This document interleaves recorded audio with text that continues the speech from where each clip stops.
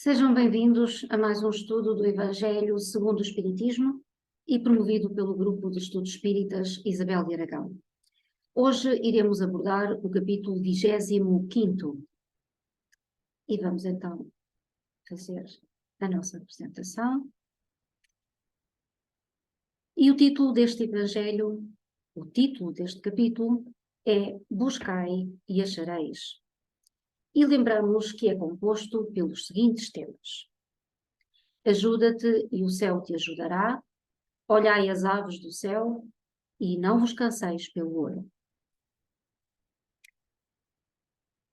Sobre este tema vamos ouvir primeiramente a palavra do nosso mestre, que nos diz: pedi e dar-se-vos-á, buscai e achareis, batei e abrir-se-vos-á, porque todo o que pede recebe, e o que busca acha, e a quem bate abrir-se-á. Ou qual de vós, porventura, é o homem que, se seu filho lhe pedir pão, lhe dará uma pedra? Ou, porventura, se lhe pedir um peixe, lhe dará uma serpente? Pois se vós outros, sendo maus, sabeis dar boas dádivas a vossos filhos, quanto mais vosso Pai que está nos céus dará boas dádivas ao que lhes pedirem. Mateus, capítulo 7, versículos 7 a 11. Segundo o modo de ver o terreno, a máxima buscai e achareis é semelhante a esta outra: ajuda-te e o céu te ajudará. É o princípio da lei do trabalho e, por conseguinte, da lei do progresso, porque o progresso é produto do trabalho, desde que é este que põe em ação as forças da inteligência. Na infância da humanidade, o homem só aplica a sua inteligência na procura de alimentos, dos meios de se preservar das intempéries e de se defender dos inimigos. Mas Deus lhe deu, a mais do que ao animal, o desejo constante de melhorar, ou seja, essa aspiração do melhor, que o impele à pesquisa dos meios de melhorar a sua situação, levando-o às descobertas, às invenções, ao aperfeiçoamento da ciência, pois é a ciência que lhe proporciona o que lhe falta. Graças às suas pesquisas, sua inteligência se desenvolve e sua moral se depura. Às necessidades do corpo sucedem as necessidades do espírito. Após o alimento material, ele necessita do alimento espiritual. É assim que o homem passa da selvageria à civilização. Mas o progresso que cada homem realiza individualmente durante a vida terrena é coisa insignificante e, num grande número deles, até mesmo imperceptível. Como, então, a humanidade poderia progredir sem a pré-existência e a reexistência da alma? Se as almas deixassem a Terra todos os dias para não mais voltar, a humanidade se renovaria sem cessar com as entidades primitivas, que teriam tudo a fazer e tudo a aprender. Não haveria razão, portanto, para que o homem de hoje fosse mais adiantado que o dos primeiros tempos do mundo, pois que para cada nascimento o trabalho intelectual teria de recomeçar. A alma, voltando, ao contrário, com o seu progresso já realizado e adquirindo de cada vez alguma experiência a mais, vai assim passando gradualmente da barbárie à civilização material e desta à civilização moral. Se Deus tivesse liberado o homem do trabalho físico, seus membros seriam atrofiados. Se o livrasse do trabalho intelectual, seu espírito permaneceria na infância, nas condições instintivas do animal. Eis porque ele fez do trabalho uma necessidade e lhe disse: busca e acharás, trabalha e produzirás, e dessa maneira serás filho das tuas obras, terás o mérito da sua realização e serás recompensado segundo o que tiveres feito. É em virtude da aplicação desse princípio que os espíritos não vêm poupar ao homem o seu trabalho de pesquisar, trazendo-lhes descobertas e invenções já feitas e prontas para a utilização, de maneira a só ter que tomá-las nas mãos, sem sequer o incômodo de um pequeno esforço, nem mesmo de pensar. Se assim fosse, o mais preguiçoso poderia enriquecer-se e o mais ignorante a tornar-se sábio, ambos sem nenhum esforço, e atribuindo-se o mérito do que não haviam feito. Não. Os espíritos não vêm livrar o homem da lei do trabalho, mas mostrar-lhes o alvo que deve atingir e a rota que o leva a ele, dizendo: marcha e o atingirás. Encontrarás pedras nos teus passos. Mantém-te vigilante e afasta-as por ti mesmo.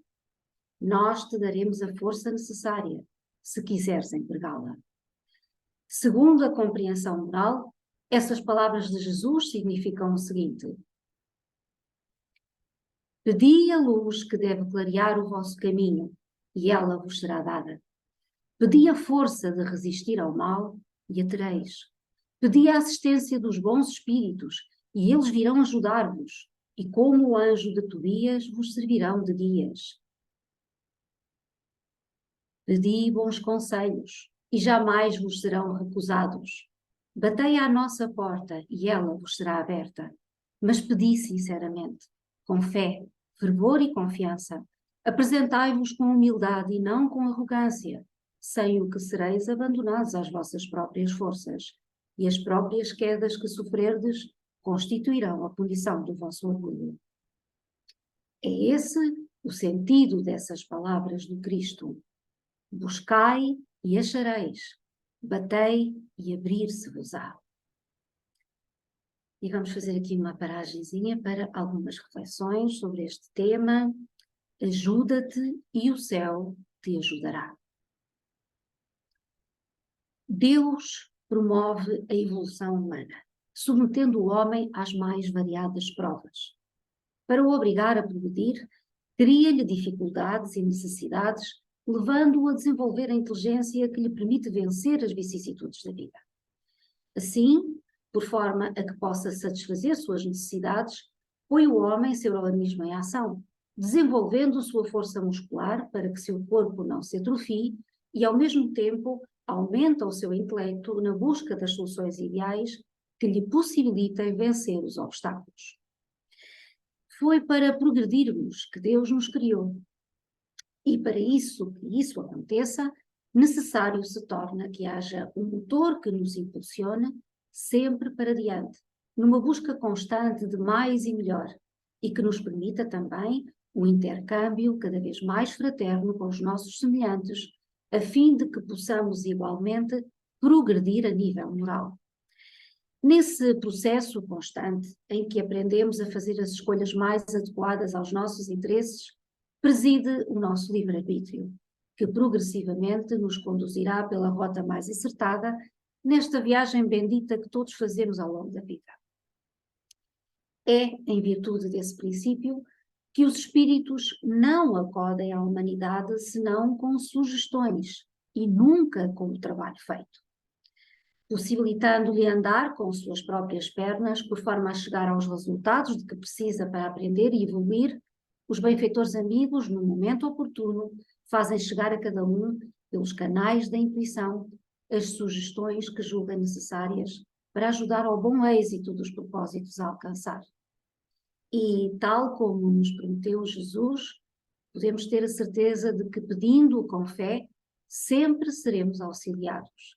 E se nem sempre recebemos o que pedimos, de certo nossos caminhos serão iluminados e receberemos aquilo de que realmente necessitamos. Porém, cada um precisa, sim, carregar os fardos que lhe competem, na certeza de que, fazendo nossa parte, o céu nos ajudará com os recursos que nos fortalecerão no bom desempenho, no bom cumprimento das tarefas que nos cumpre realizar. Não devemos nos preocupar, contudo, em fazer acúmulos das riquezas da matéria, porque não serão estes de maior utilidade para cada um de nós. Assim, não nos devemos inquietar pelo dia de amanhã, pois as dificuldades do dia de hoje já nos bastam. Deus, que a tudo prevê, apetrechou a terra com os recursos suficientes ao sustento dos seus habitantes.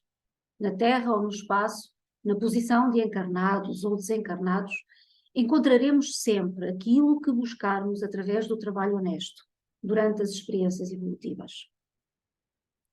Agindo por nós mesmos, ou atendendo a sugestões dos espíritos, colheremos hoje ou amanhã, o fruto das nossas próprias obras.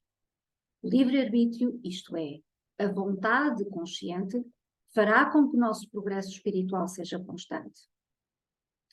Na escola da vida, os instrutores espirituais procedem com os homens à maneira dos professores com as crianças. Dão informes sobre as lições, explicam-nas, referem-se a fontes de consulta, indicam livros e autores. Mas deixam que os alunos, durante o ano letivo, se preparem no sentido de que nos exames finais obtenham, pelo esforço próprio, boa vontade e aplicação, notas que assegurem promoção à série seguinte. O aluno irresponsável achará no fim do ano o que buscou: a reprovação, a vergonha. O aluno aplicado, que se consagrou ao estudo, achará igualmente o que buscou: as alegrias da aprovação. Tudo de acordo com a lição do mestre. Em nossa jornada evolutiva, nascendo, vivendo, morrendo, renascendo ainda e progredindo continuamente, somos alunos cujo livre-arbítrio escolherá, na maioria das vezes, o caminho das facilidades. Os instrutores espirituais têm sido, para todos nós, devotados mestres, que nos observam a incúria, porém aguardam, pacientes e compreensivos, que as lições do tempo e da dor nos induzam ao reajustamento. Jamais se apoquentam quando verificam que pendemos para o campo das sugestões utilitaristas, pois sabem que, buscando a ilusão, encontraremos mais adiante as folhas perdidas das desilusões. E não ignoram que, batendo à porta dos enganos, elas se alargarão diante de nós, a fim de que, partilhando o banquete das futilidades, sejamos compelidos mais tarde a buscar, nos padrões do Evangelho, o roteiro para as experiências mais elevadas. Num planeta como a Terra, bem inferiorizado, falanges numerosas de entidades desencarnadas inspiram-nos com tal frequência que a intensidade da sua influenciação não pode ser medida. No Evangelho e no Espiritismo estão os recursos imprescindíveis à nossa segurança: a prática do bem, a confiança em Deus, o esclarecimento pelo estudo, o trabalho constante no bem, tudo isto, com o amparo da prece, preservar-nos-á do assédio das entidades, que, em nome dos velhos propósitos de vingança ou por simples perversidade, procuram dificultar a nossa ascensão, batendo à porta dos que sofrem, para levar-lhes a mensagem consoladora do Evangelho e o socorro das nossas mãos. Encontraremos um dia a resposta do céu aos nossos anseios de libertação. Sendo livres para a escolha, acharemos sem dúvida o que buscamos. Vamos continuar. O segundo tema de hoje intitula-se Olhai as aves do céu. E nos diz o Mestre: não queirais entesourar para vós tesouros na terra, onde a ferrugem e a traça os consomem, e onde os ladrões os desenterram e roubam. Mas entesourai para vós tesouros no céu, onde não os consomem a ferrugem nem a traça, e onde os ladrões não o desenterram nem roubam. Porque onde está o tesouro, aí está também o teu coração. Portanto vos digo, não andeis cuidadosos da vossa vida, que comereis, nem para o vosso corpo que vestireis. Não é mais a alma do que a comida, e o corpo mais do que o vestido? Olhai para as aves do céu, que não semeiam nem cegam, nem fazem provimentos nos celeiros, e, contudo, vosso Pai Celestial as sustenta. Porventura não sois muito mais do que elas? E qual de vós, discorrendo, pode acrescentar um côvado à sua estatura? E por que andais vós solícitos pelo vestido? Considerai como crescem os lírios do campo. Eles não trabalham nem fiam.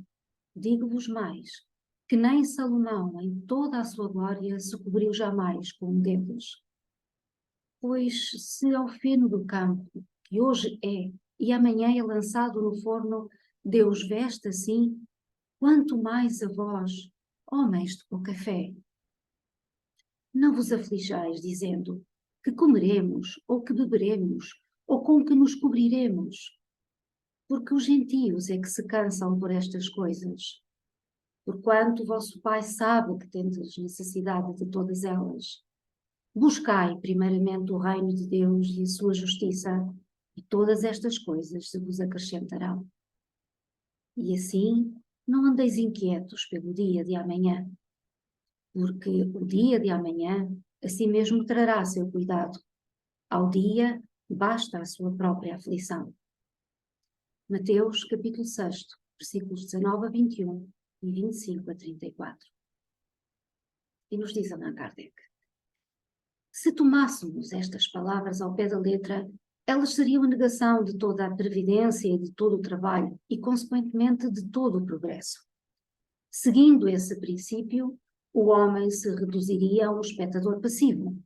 Suas forças físicas e intelectuais não seriam postas em atividade. Se essa tivesse sido a sua condição normal na Terra, ele jamais sairia do estado primitivo. E se adotasse agora esse princípio, não teria mais nada a fazer. É evidente que não poderia ter sido esse o pensamento de Jesus, porque estaria em contradição com o que ele já dissera em outras ocasiões, como no tocante às leis da natureza, como está referido no capítulo 14, número 6, e capítulo 25, número 2. Deus criou o homem sem roupas e sem casa, mas deu-lhe a inteligência para produzi-las. Não se pode ver nestas palavras, portanto, mais do que uma alegoria poética da providência, que jamais abandona os que nela confiam, mas com a condição de que também se esforcem. É assim que, se nem sempre os socorre com a ajuda material, inspira-lhes os meios de saírem por si mesmo de suas dificuldades, como está referido no capítulo 28, número 8. Deus conhece as nossas necessidades e a elas provê conforme for necessário. Mas o homem, insaciável nos seus desejos, nem sempre se contenta com o que tem. O necessário não lhe basta, ele quer também o supérfluo. É então que a providência o entrega a si mesmo. Frequentemente ele se torna infeliz por sua própria culpa, por não haver atendido às advertências da voz da consciência. Deus o deixa sofrer as consequências, para que isso lhe sirva de lição no futuro. A terra produz o suficiente para alimentar a todos os seus habitantes. Quando os homens souberem administrar a sua produção segundo as leis de justiça, caridade e amor ao próximo. Quando a fraternidade reinar entre os povos como entre as províncias de um mesmo império, o que sobrar para um determinado momento suprirá a insuficiência momentânea de outro, e todos terão o necessário. O rico, então, considerará a si mesmo como um homem que possui grandes depósitos de sementes. Se as distribuir, elas produzirão ao cêntuplo, para ele e para os outros. Mas se as comer sozinho, se as desperdiçar e deixar que se perca o excedente do que comeu, elas nada produzirão e todos ficarão em necessidade. Se as fechar no seu celeiro, os insetos as devorarão. Eis porque Jesus ensinou: não amontoeis tesouros na terra, pois são perecíveis, mas amontoai-os no céu, onde são eternos. Em outras palavras, não deis mais importância aos bens materiais do que aos espirituais, e aprendei a sacrificar os primeiros em favor dos segundos. Não é através de leis que se decretam a caridade e a fraternidade. Se elas não estiverem no coração, o egoísmo as asfixiará sempre. Fazê-las ali penetrar é a tarefa do espiritismo. E vamos falar também um pouco sobre este tema. Olhai as aves do céu. O trabalho é essencial para exercitar as nossas forças físicas e intelectuais, e sem ele a humanidade estagnaria. Se não nos preocupássemos com o trabalho, não haveria progresso, e sabemos que o progresso é uma das leis divinas. Deus não governa as suas criaturas de modo particular. Deus não vem suprir as minhas necessidades básicas, como seja a alimentação que devo comer ao almoço ou ao jantar, ou se tenho condições de alimentar a família durante os dias que se seguem, ou se têm o que vestir e calçar, etc, e etc. Já temos inteligência e conhecimentos suficientes para perceber que não é assim que são geridas as coisas na Terra ou noutras latitudes do universo. Deus nos criou simples e ignorantes, mas com as potencialidades necessárias para que cada um possa fazer o seu progresso ascensional. Por outro lado, criou leis e são essas leis que nos governam e sempre nos levam a avançar no caminho da perfeição. Os apóstolos evangelistas, que tiveram a responsabilidade de coligir os ensinamentos de Jesus, poderão ter usado palavras diversas para fazer chegar até nós os ensinamentos do Mestre, mas de certo que seu pensamento foi perfeitamente transmitido à posteridade. Por sua vez, Jesus jamais traria ensinamentos dúbios ou que contrariassem os desígnios de Deus. Então, como interpretar estas alusões sobre não nos preocuparmos com o que comer, vestir, etc. Acreditar que Jesus nos convidaria à passividade, à preguiça ou à inação, vendo as coisas acontecer e esperar que Deus nos resolvesse os problemas que nos cumpre solucionar, seria estar desatento, já que ele, Jesus, em muitas outras situações, nos alertou para a necessidade do trabalho, tendo referido claramente que Deus criou o homem sem roupas e sem casa, mas lhe deu, por sua vez, a inteligência para produzi-las. E como já dissemos, para evoluir, o homem precisa exercitar a sua inteligência através do trabalho. Então, nas palavras que ouvimos, está uma simbologia alegórica, que deve ser entendida como um alerta para todos aqueles que pretendam viver para lá das suas capacidades e, acima de tudo, para lá das suas necessidades. Hoje, como ontem, o homem cria necessidades novas, que na maioria das vezes lhe trazem dissabores e constrangimentos. É a casa demasiado dispendiosa, comprada no bairro mais chique, porque isso nos dá estatuto. É o carro topo de gama que dá nas vistas e preenche o nosso ego. São as roupas de marca específica que nos satisfazem a vaidade. São os perfumes de preços exorbitantes, mas que despertam nos outros um certo apreço. Enfim, são variadíssimas coisas a que o nosso ego e vaidade nos acostumou, que se fossem descartadas de nossos hábitos, permitiriam vivêssemos mais calmos e com muito menos preocupações. Por outro lado, além de vivermos infernizados com estes problemas de ordem material que tantos constrangimentos nos causam, nos esquecemos completamente daquilo que é de longe mais importante do que as coisas materiais e supérfluas. Nosso desenvolvimento espiritual, que tem sido relegado para segundo plano, quando não é até esquecido de todo. E aos aspectos morais que devemos dar a nossa maior atenção. É com eles que devemos perder mais tempo em todos os atos da nossa vida. Lembremo-nos do que nos ensinou Pascal, no capítulo 16º, quando, discorrendo sobre a verdadeira propriedade, nos lembra que a nossa verdadeira riqueza se constitui de conhecimentos, inteligência e qualidades morais.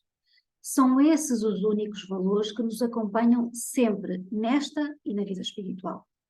Já as riquezas materiais apenas nos poderão ser de algum valor neste plano existencial, mas elas cá ficarão todas. Entretanto, Jesus bem sabe que Deus colocou à nossa disposição bens suficientes às nossas necessidades básicas, cumprindo-nos a nós gerir e usar esses bens com sabedoria. Claro que Deus não nos deu o pão, mas nos deu as sementes com que poderemos fabricá-lo. E não nos deu roupas, mas nos deu plantas e animais que nos permitem obtê-las.